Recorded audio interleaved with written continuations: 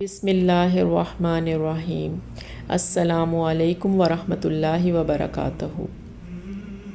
عمر بن خطاب رضی اللہ تعالیٰ عنہ بیان کرتے ہیں، ہم ایک روز رسول اللہ صلی اللہ علیہ وآلہ وسلم کی خدمت میں حاضر تھے کہ اس اثناء میں ایک آدمی ہمارے پاس آیا جس کے کپڑے بہت ہی سفید اور بال انتہائی سیاہ تھے۔ اس پر سفر کے آثار نظر آتے تھے۔ نہ ہم میں سے کوئی سے جانتا تھا، حتیٰ کہ وہ دو زانوں ہو کر نبی صلی اللہ علیہ وآلہ وسلم کے سامنے بیٹھ گیا اور اس نے اپنے دونوں ہاتھ اپنی رانوں پر رکھ لیے اور کہا، محمد صلی اللہ علیہ وسلم، اسلام کے متعلق مجھے بتائیے۔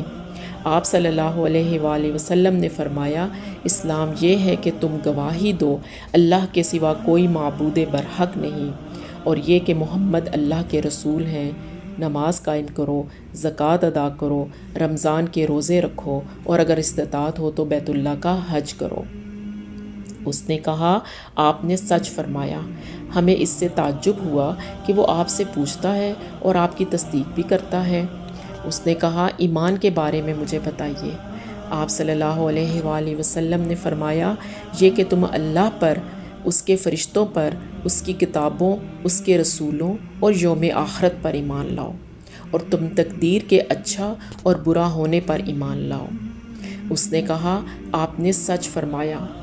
پھر اس نے کہا، احسان کے بارے میں مجھے بتائیے۔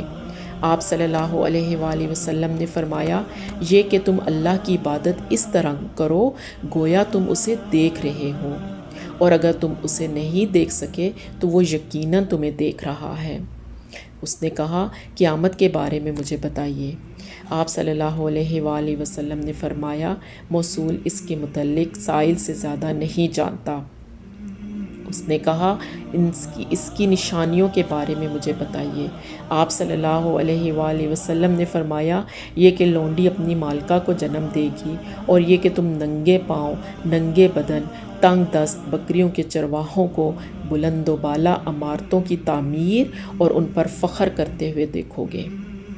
عمر رضی اللہ تعالیٰ عنہ نے فرمایا، پھر وہ شخص چلا گیا۔